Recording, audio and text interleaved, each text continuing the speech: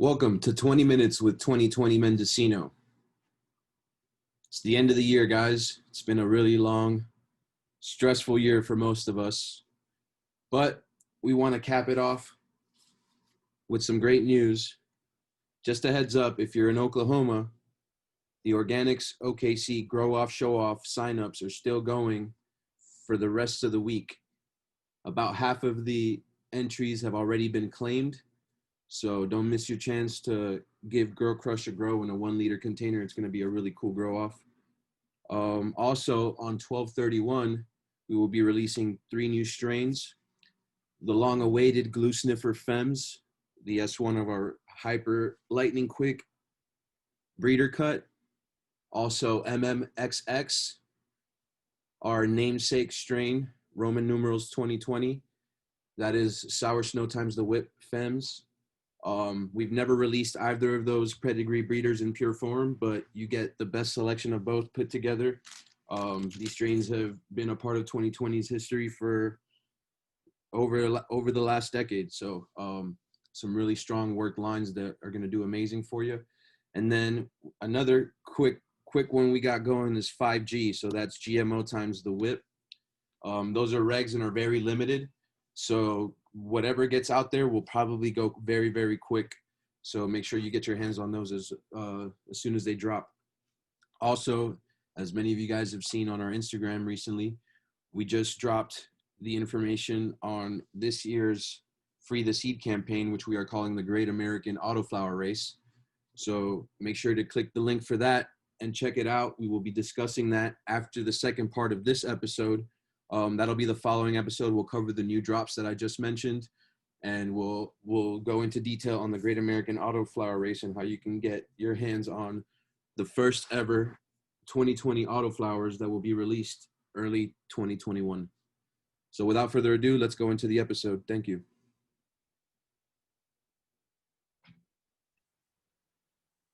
So today we begin part 1 of a 2-part series on a topic that seems to open a can of worms every time this word is spoken, and that is hermaphrodites. Today I'm joined by Adam, where we break this topic down into various segments. So Adam, can you please begin from the very start? Just give us a brief description of what a hermaphrodite is. Certainly. Hi, Carlos. A hermaphrodite is also called intersex trait, is a situation in which a female or male plant, but we're going to talk about females this time, produces male flower and is capable of pollinating itself, so becoming a self-pollinating plant. Now, one thing I want to kind of let everyone know or kind of make clear is that in nature, this is an adapted trait that is an advanced trait for the plant, and that's for simple reasons in that a hermaphrodite plant is capable of reproducing by itself. And so this trait is very common in landrace strains because it is an advanced trait, and once a plant develops this trait, it can continue to produce more offspring that also have the hermaphrodite trait. So right on. So are intersex traits genetic, environmental, or can they be a combination of both? So yeah, I think I somewhat answered that, but let's just say they're absolutely both. However, the intersex trait has to be genetics in order for it to surface, and that's how I usually try to explain it to people, that it's, although not factual, I have heard, and I believe it's true, that the hermaphrodite trait is in all cannabis, that it's there somewhere in the DNA. Now, whether it comes to the surface easy or not is the factor that we are all sort of dealing with. So how I just say, how close is it? How exposed is it? How close is it to the surface? So in other words, is it trigger very easy, or is it extremely difficult to trigger that trait? And so that's where we come into environmental. So certain plants react differently. The chemistry, the genetics, um, they have different responses to the environment, and many of these responses can trigger that trait. And the natural reason behind the triggering is typically stress, because the plant essentially goes into flight or fight mode, and it thinks it's dying in some sort of way or another, and it starts producing pollen in order to reproduce before it dies. So one of the common examples that we see online is somebody will comment something like, one of my strains constantly pushes out bananas the last few days of ripening, but never during early flower. Is this a warning sign of intersex traits? So that's an excellent question. And what there's a lot of confusion in the cannabis cultivation community about that. I can speak for the knowledge and the observations that I have made, is that those bananas that they see coming out at the end of the ripening stage, that's called rotalization. So that's a type of last minute response to the plant at end of life, and it's the final ripening stage. The plant kind of shoots out these pollen sacs. This is a very common trait in many cannabis strains. It is something that you see a lot more in certain strains. And I have personally never made the connection between late term rotalization and early term uh, hermaphrodites. Basically the bad kind, the ones that will pollinate your entire grow room or outdoor patch. I know there were certain strains of diesels that we used to grow from clone form that always had that at the end, 100% of the time, and yet 0% of the time I ever saw those same cultivars produce early term male flowers. So unfortunately, as breeders, we have to deal with people seeing the rotalization on some flower, and then basically, blasting out the herm word, and I think it's a clear message that if you're not familiar with this, just look up rotalization, and you'll see that is a common trait that it's not going to produce pollen. I very rarely see any pollen come out of those pollen sacs. If so, it's such a minor amount. It's not enough to actually cause any sort of damage, even if there's younger flowering plants in the room. So for the novice home growers out there, can you give us some examples of contributing environmental factors that can lead to hermaphrodites? Yeah, I will say that sometimes we just don't know. I do know that from years of observing people grow our genetics, and us growing our genetics and other people's genetics, and trying to kind of track that cause.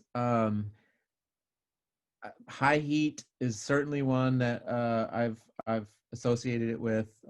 Grow lights burning the plants, and an interesting thing on that is you can burn the tops and then force the plant to create herms on the bottoms of the plant. So it's not necessarily site specific in that you burn the top and the top starts shooting flowers. So it's definitely a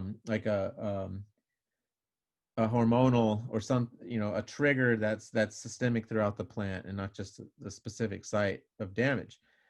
We've had an issue where we almost killed our plants with too much of the wrong mixture of organic pesticides, and the plants got pretty haggard, and the next thing you know, we had a bunch of herms coming out of random strains. And those same strains we had never seen herms on before. Um, a recent situation that is still baffling me to this day was some outstanding professional growers that we work with in Oklahoma had an issue where the head grower called me and he was like, "Listen, man, we are growing a couple of your strains and 6 or 8 other strains from everything from kind of mainstream cultivars to, you know, to maybe less heard of ones or whatnot. And 100% of the flower in their of the plants in their rooms were had herms. 100% of them. They killed them all. They started all over. Same thing happened again. The only thing they had changed is they had switched their grow regimen, and they had switched from cocoa to rockwool. They had maybe possibly changed some the fertilizer regime. Now the plants were healthy, so I was baffled, and um, I couldn't explain it to him. I couldn't help him solve the problem. They went back to cocoa, back to their fertilizer regime, and grew the same clones, the same stock, and 0 herms. So this to me was kind of a nail in the coffin for the proof to me that basically everything out there can produce male flowers or have intersex traits. Um, so as much as I felt terrible for these guys, I was kind of happy to come to this conclusion, because I had also observed that with our genetics and just growing, lots of different strains over the years. I will say that you tend to see it less from clones than you do from seeds. Even hermaphrodite prone strains, I still tend to see it a little bit less from clones. And I do want to add one thing to this, is indoor versus outdoor. Outdoor has substantially less odds of having intersex traits, of surfacing that trait, I should say. And this has been proven to me time and time again. In that, in outdoor patches, it's actually extremely rare in most cases with decent genetics to get herms.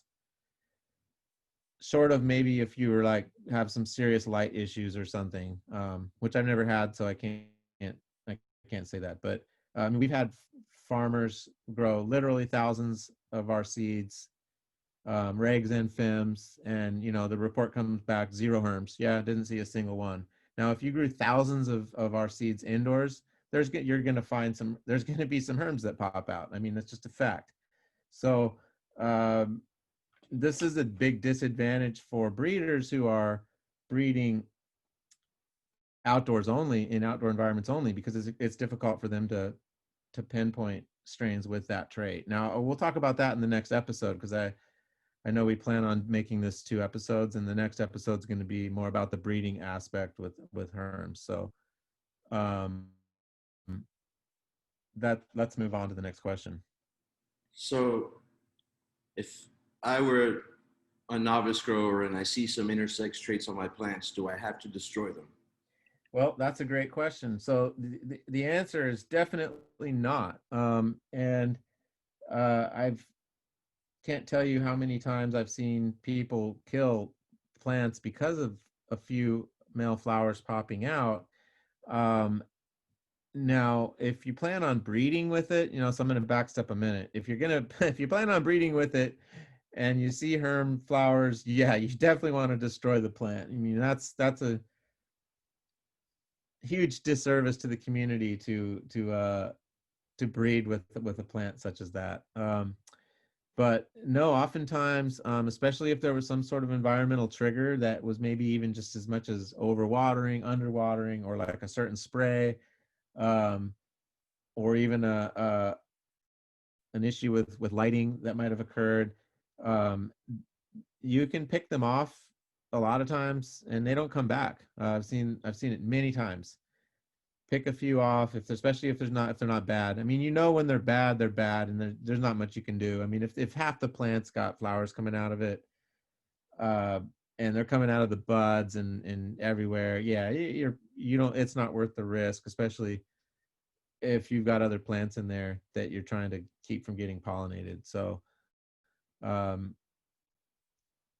one thing that I probably should have mentioned in one of the earlier questions, but certainly a huge percentage of the strains that are in existence came from bag seed.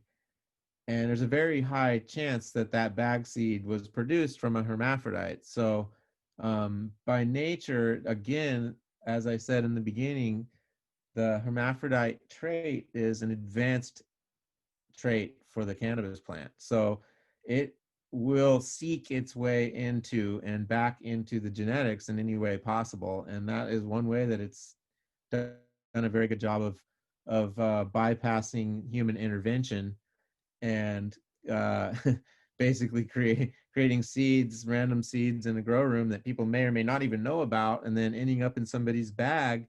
And they're like, man, this is really good weed. I'm going to plant it. And they plant it and they're like, wow, those were all females. Well, they were all female. If they're all females, it probably means more than likely it came from a herm, because it's basically a feminized seed at that point. And so, yeah, no, don't destroy it, especially if it's tiny little flowers, not very many, easy to remove. If you can get to the plant really easy and be able to check it out, pull them off, pick them off, wait for them to see if they come back. A lot of times they won't. Are feminized seeds more likely to produce plants with intersex traits than regular seeds? Well, that is the question of the day, and likely the question that will ruffle the most feathers.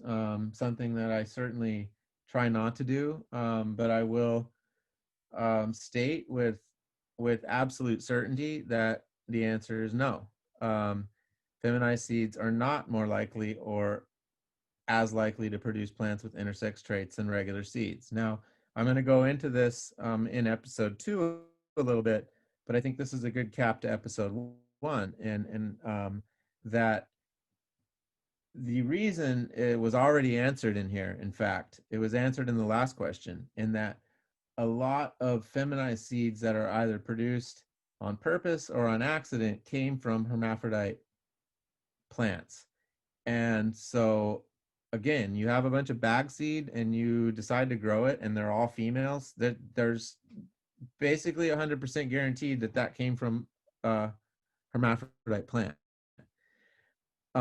And in the old days, and I say the old days as in like the 60s and the 70s, and even into the 90s and 80s and 90s, one of the common methods of producing a feminized seeds was actually to stress the living crap out of the female plant until she produced pollen sacs. Now that's a very bad practice, which they didn't realize at the time, but they were essentially bringing that trait to the surface by forcing it to flower with stress instead of with chemicals. So that it was a natural way to essentially start creating hermaphrodite genetics, and reintroducing the hermaphrodite genetic into cultivars. And that is exactly one of the reasons why around here, up in Mendocino and Humboldt, it's an old school grow community. People were taught by their dads and even their grandparents. And that's why around here, feminized seeds are certainly stigmatized a lot more than the rest of the country. And it's because it goes back to those old methods of production in which feminized seeds were definitely more likely to produce intersex traits than regular seeds. So we'll cap this episode with that and continue this topic on next week's episode. Adam, do you have any parting words? No, let's stay tuned for the next one, because I'm going to basically go over the same subject, and we're going to talk about hermaphrodites from a breeder's perspective and how we deal with them both socially and in the breeding program itself. So thanks everyone for joining.